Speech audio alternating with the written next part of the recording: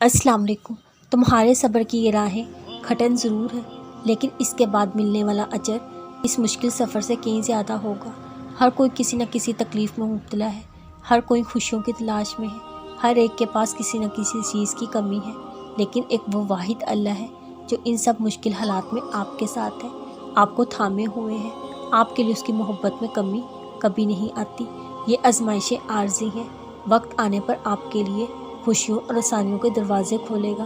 اس سے مایوس نہ ہونا، بلکہ یقین رکھنا وہ اندھیرے سے روشنی کی کرنیں نکال کے آپ کے لیے معجزہ کر دے گا انشاءاللہ۔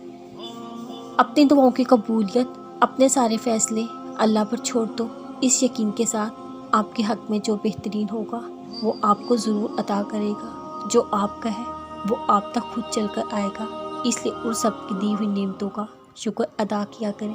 جتنی جلدی مایوس نہ ہوا کریں۔ ہم نہیں جانتے اس سب کی مصلحتوں کو، لیکن وہ جانتا ہے ہمارے حالات کو، ہمارے دل کی کیفیت کو۔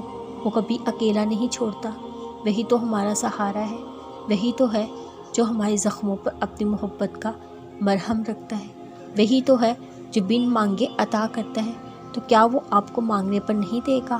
بس یقین رکھیں، جلدی اللہ آپ کی دعاؤں کو کن فیکون عطا کرے گا۔